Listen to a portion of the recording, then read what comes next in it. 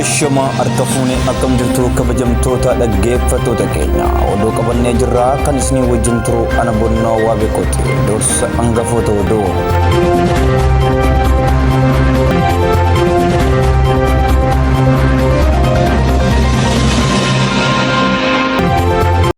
waraanni TPLF yeroo sadaffaaf magaalaa Bahar Daariin haleele.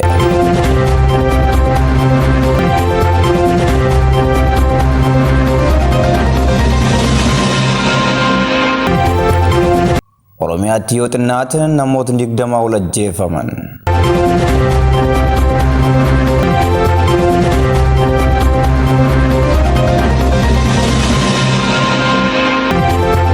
Lammiin Faransaay tokko kan haadha manaa isaa ajjeese hidhaa waggaa 25 adabame.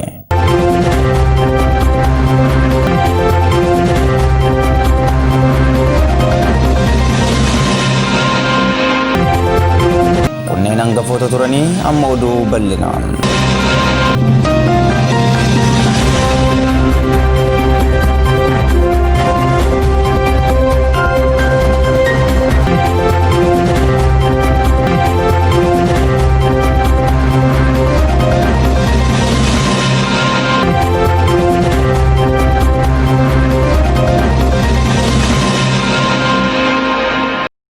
Guyyaarraa magaalaa Bahar Daaritti torban lama gidduutti yeroo sadaffaaf haleellaan loltoota TPLF'n raawwatame. Bal'ina oduu kanaa Caalii Guddata. Guyyaarraa magaalaa Bahar Daaritti torban lama gidduutti yeroo sadaffaaf haleellaan loltoota TPLF'n raawwateera. Jiraattonni magaalaa Bahar Daar dhoohinsa 3 dhaga'uu yoo himan jiraataan biraa immoo dhoohinsa 2 dhaga'uu fi haleellaa rokkeettii kanaan dura raawwate wal fakkaatu dhaga'uu miidiyaatti himaniiru. Hanga yoona haleellaa ganama raawwate rokkeettii ta'uuf ta'uu dhabuusaa akkasumas haleellaa kanaan miidhaan qaqqabee yoo jiraate mirkaneessuun hin dandeenye. Kanaan dura dhoohinsa rokkeettii hordofee sagaleen dhukaasaa akka dhaga'amu kan himan jiraattonni har'a ganama garuu haleellaa rokkeettii booda dhukaasa akka hin dhageenye himanii. Muummichi ministeera Abiy humnoota Tigraayiif yeroo xumuraaf sa'a 72 kennanis akka yaadanitti otoo hin milkaa'in hafaniiru. Magaalaa Bahar Daar irratti haleellaa rokkeettii biraa raawwate haleellaa kanaan dura raawwate hordofee haleellaa magaalaa Bahar Daar irratti yoo raawwatu kan ammaa yeroo sadaffaafi. Kanaan dura magaalaa Bahar Daar irratti haleellaa rokkeettii 2 akkasumas magaalaa Gondar irratti haleellaa rokkeettii 1 raawwachuun ni yaadatama. Magaalota lamaan alatti gara magaalaa guddoo Eertiraa Asmaraatti rokkeettiin darbatamee ture. Haleellaa rokkeettii kanaaf qondaaltonni olaanoo TPLF mootummaan ajaja hidhaa itti baasee nutu raawwate jechuun itti gaafatamummaaf rokkeettiin si'a lammataaf darbatame miidhaa hangana jedhame akka hin dhaqqabsiisne riippoortarri BBC bakkichatti argamu mirkaneesseera. Gaafa kamisaa halkan qixxee booda haleellaa magaalaa Bahar Daar irratti raawwateen qonnaa boqqolloo naannawa buufata xiyyaaraa magaalattiitti argamu keessatti bu'e. Naannawa haleellaa rokkeettii raawwatetti qonnaan bultoonni jiraatan adde Kontaayinii fi obbo Attinkuut kaasee waa'ee haleellichaa yoo himan dhoohinsa dhagahanii hirribaa kaanii gaafa baanu garuu midhaan keenya nyaateera gubeera jechuun dubbatanii. Ajajaan olaanaa humna qilleensa Itoophiyaa Meejor Jeneraal Yilmaa Mardaasaa haleellaa rokkeettii raawwateen miidhaan qaqqabe akka hin jirre yeroos miidiyaa biyya keessaaf dubbatanii turanii. Haala wal fakkaatuun sadaasa 3 bara 2013 haleellaa rokkeettii buufata xiyyaaraa magaalota Gondarii fi Bahar Daar irratti alamatee raawwatame ture. Waajjirri ministeera muummee labsii yeroo muddamaa naannoo Tigraayiif labsame ilaalchisuun waajjirri odeeffannoo kennu yeroos akka beeksisetti naannoo buufata xiyyaaraa miidhaan hamaa tokko gaheera jedhee ture. Mootummaan federaalaa dhaaba naannoo Tigraay bulchu TPLF gidduu wal dhibee fi himannaan yeroo dheeraaf ture xumura waggaa darbe naannicha ajaja mootummaa federaalaa malee filannoo geggeesseen hammaate. Buufata waraanaa raayyaa ittisa biyyaa naannoo Tigraay jiru irratti haleellaa raawwate ibsuun muummichi ministeera Abiy Ahmed tarkaanfii waraanaa akka fudhatamu ajajuu isaanii hordofee humnoonni federaalaa fi TPLF amanamoo ta'an gidduutti erga lolli eegalee torban 2 darbeera. Kanaanis dhiibbaan kan lakkaa'aman akka du'an kan amanamu yoo ta'u 30,000 ol kan ta'an ammoo gara Suudaanitti baqataniiru. Dhaabbileen gargaarsa namummaa kanneen karaatti deeggarsi taasifamu haalli akka mijatu gaafachaa jiru. Gaazexeessitoonni OMN Itoophiyaa keessatti hidhaman muraasni hiikamanis gaazexeessaa Mallasaa Dirribsaa ammallee mana hidhaa Qilintoo keessatti murtii tokko malee hiraarfamaa jiraachuun isaa maatiin himan. Waayillan hojii isaa kan ta'an gaazexeessonni muraasni OMN kanaan dura hidhamanii turan keessaa gaazexeessaa Guyyoo Waariyoo, Maammas Raajii kan hiikaman ta'anis gaazexeessaa Mallassaa Dirribsaa dabalatee Uddii Muusaa hanga yoonaa hin hiikamin jiraachuu namni itti dhiyeenya dhimma gaazexeessota OMN hordofu nuuf hime. Gaazexeessaa Mallassaa Dirribsaaf manni murtii kanaan dura mirga wabii qarshii 3,000 eegeefii turuun ni yaadatama. Maallaqa wabiif kaffalamu kana erga maatiin kaffalanii booda garuu poolisiin gaazexeessaa kana utuu hin hiikin hafeera. Yeroo ammaa kan himata shororkeessummaa galmee obbo Jawaar Mohaammed jalatti kan argamu Mallassaan himatni addatti isarratti baname dhibus mana adabaa Qiliinxoo keessatti raarfamaa jiraachuun maatiinsaa himaniiru. Gaazexeessota hidhaman keessaa Baqqaaluu Alaamirroo guyyaa kaleessaa mirga wabii qarshii 10,000tiin hiikamuusaa awwaloo miidiyaa gabaasee ture. Gaazexeessaa Mallassaa Dirribsaa garuu mirgi wabii manni murtii isaaf eege otoo hin kabajamin mana hidhaa mootummaa keessatti murtii malee ji'oota 5 oliif tursiifamaa kan jirudha. Oromiyaa keessatti guyyaa lamaan kan hanga sadaasa 22tti ilmaan Oromoo bilxiginnaan haala suukanneessaan ajjeefte heddummachuun himame. Paartiin sirna nafxanyaa leellistuu fi sirna Itoophiyaa qeenxee ijaaruuf tattaaffattu ilmaan Oromoo irratti duguggaa sanyii raawwachaa kan jirtu ta'uunsees beekameera. Guyyoota sadan kana qofa magaalotaa fi godinaalee Oromiyaa garagaraatti yoo xinnaate namni 20 ol humnoota mootummaatiin ajjeefamuun himameera. Isaan keessaas muraasni Asaffaa Kushii Salaalee Darraatti mana hidhaatii baafamee kan ajjeefame, Geetuu Jireenyaa Shawaa Kibba Lixaa Ammayyaatti hidhaarraa baafamee kan ajjeefame, Biraanuu Gabayyoo Horroo Guduruu Wallaggaa Saaqalaa manaa fuudhamee kan ajjeefame, Gaaddisaa Alamaayyoo Horroo Guduruu Wallaggaa manaa fuudhamee kan ajjeefame, Barsiisaa Kitilaa Guddataa godina Horroo Guduruu Wallaggaa Saaqalaa manaa fudhatamee kan ajjeefame fi Qadir Abdullaahi Harargee Qobbootti daandii irratti ajjeefamee kan gatame akkasumas Maftuu Yusuf Harargee dirree xiyyaaraa mana isaa duratti ajjeesanii kan gatanii fi kanneen biroos jiraachuun ibsameera. Yeroo ammaa kana qeerroon bilisummaa Oromoo fincila diddaa garbummaa isa dhumaarra jiraachuun isaas ni beekama. Lammiin Faransaay Joonataan Daaval jedhamu haadha warraa isaa ajjeesee reeffa ishee gube hidhaa waggaa 25 itti murame. Wachi namni kun haadha warraa isaa irratti raawwatee lammiilee Faransaay hedduus rifaasiseera. Reeffi dubartii Aleeksiyaa Daaval jedhamtu gartokkeen gubatee bosona kaaba dhiyaa magaalaa Giraay jedhamu keessatti bara 2017 argame ture. Abbaa warraa ishee Joonataan Daaval jalqaba yakka kana raawwachuu hin amanne ture. Sirumayyuu haadha warraa dhabee fiigicha shaakaluuf baate. Ergasii dhabamteeti jechuun poolisiitti gabaasee ture. Boodarra garuu akka ishee reebee ajjeesee fi reeffa ishee gube amane.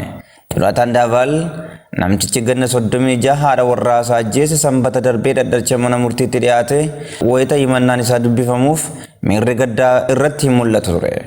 Maatii ishee wayita arge yeroo tokko gaddeera jedhee kan dubbate Joonataan abbaan alangaas ajjechaan sun miidhaa mana keessatti qaqqabe jechuun umurii guutuu akka hidhamu gaafataa ture. Pirezidaantiin duraanii Faransaay malaammalummaan shakkamanii mana murtiitti dhiyaachuufi Nikolaas Saarkoosiin duula filannoo bara 2007 qarshiin deeggaruuf malaammaltummaa raawwataniiru jedhamanii shakkaman.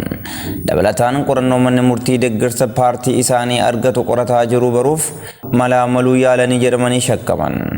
Bulchiinsa Faransaay ammayyaa keessatti pirezidaantiin duraanii mana murtiitti dhiyaachuuf jedhu kun isa jalqabaati. Saarkoosiin bara 2007 hanga bara 2012 Faransaay geggeessaniiru. Bara 2018 Saarkoosiin malaammaltummaa duula filannoo karaa seeraan ala deeggarsa akka argatu taasisuu fi qarshii uummataa qisaasee fayyadameera jedhamuun himatamanii turan. Baatii darbe immoo himannaan biraa itti banameera.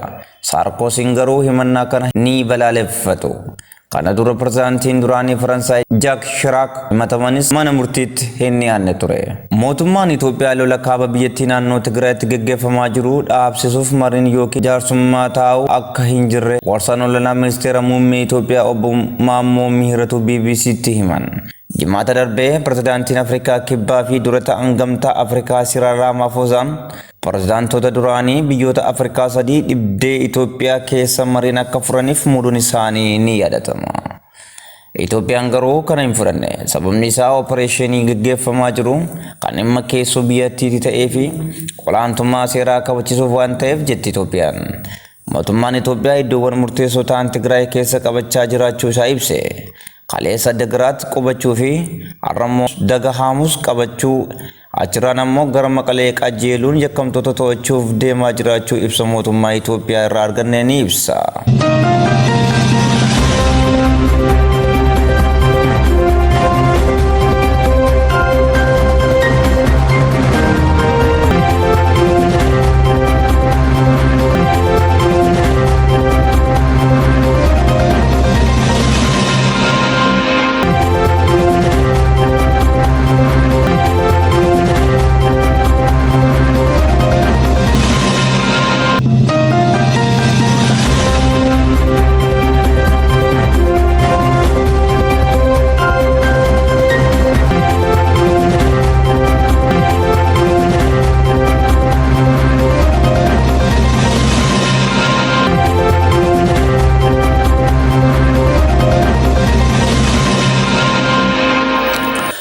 Michuun Donald Trump beekamaan filannoodhaan mo'amuu isaanii fudhachuu diduu fi bu'aa filannoo boodatti deebisuuf isa yaalan akka dhaaban gorsan. Bulchaan New Jersey duraanii Chris Christie garee seera pirezidaantichaa qaanii biyyaalessaa jedhanii waaman. Pirezidaantii Trump bu'aa filannoo fudhachuu diduun filannoon akka hatame ragaa malee himachaa jiru. Riippaabilikaanoti baay'een adeemsa seera isaanii deeggaran illee muraasni garuu bu'aa filannoo akka fudhatan gaafachaa jiru. Gaafa sanbataa Peensilvaaniyaatti abbaan murtii himannaa isaanii sagaleen karaa poostaa kenname sirrii miti jedhu jalaa kuffisaniiru. Abbaan murtii Maatiiw Biraan falmii seera ragaan hin deeggaramnetu dhiyaate ture jedhan. Sana booda numayyuu filatamaan warra Dimokiraatii Joo Baayiden Peensilvaaniyaatti sagalee 80,000 akka dursan mirkanaa'e. Haa ta'u malee gareen duula Doonaald Tiraamp oliyyachuuf jiru. Baayiden Tiraampiin sagalee 603 fi 232 mo'ataniiru. Kun immoo sagalee lakkoofsa mo'achuuf barbaachisu 270 irra baay'ee kan caaludha. Miidiyaa ABC jedhu irratti sanbata darbee dhugaa dubbachuuf gareen seeraa pirezidaantichaa qaanii biyyaalessaa hataa jiru jedhan. Deeggartoonni Tiraamp alatti waa'ee filannoo hatamuu haasa'u garuu dadhachatti dhiyaatan waa'ee hannaa hin falman jedhan. Ani deeggaraa pirezidaantichaan ture isas filadheera garuu filannoon hundi bu'aa qaba. Waan ta'ee jiru akka hin taanetti yaaduun itti fufuu hin dandeenyu jedhan. Bara faranjoota 2016tti bulchitoota kaadhimummaa Tiraamp deeggaran keessaa isaan jalqabaa turan. Kana malees falmii pirezidaantichi Baayiden waliin yeroo jalqabaaf taasisaniifis kan qopheessan nama kana turan. Abbaa seeraa garee Tiraamp kan bakka bu'an Siidinii Paawel ibsa gaafa kamisaa kennanii ragaa tokkoyyuu otoo hin dhiyeessin sirni filannoo elektirooniksii sagalee baay'ee kan Baayidenitti geeddareera jedhan. Kan mo'achuu dandees maallaqa kooministiitii jedhan. Gareen duula Tiraamp gaafa sanbataa ibsa baaseen aadde Siidinii Paawel adeemsa seeraa kana kan gochaa jirtu karaa ofii isheetiin malee nuun bakka buutee miti jedhan. Haa ta'utii jalqaba baatii kana irratti miseensa garee kanaa akka taate Tiraamp tiwiitarii isaanii irratti barreessanii turan. Dilbatarras warri Riippubilikaa biroon bu'aa filannoo kana akka fudhatan gorsaa turan. Bulchaan kutaa biyya Meerilaandii Laari Hogan yaaliin bu'aa filannoo duubatti deebisuuf taasifamu biyya keenya biyya boodetti haftuu fakkeessuuf jedhan. Tiwiitarii isaanii irrattis Tiraamp goolfii haasa'uu dhiisanii bu'aa filannoo kana fudhachuu qabus jedhaniiru.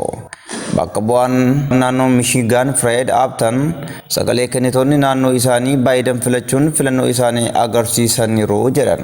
Pirezidaantichi bu'aa filannoo hin fudhatiniif malee yeroon sirna aangoo wal harkaa fuudhuu amma ta'uu qaba ture jedhan.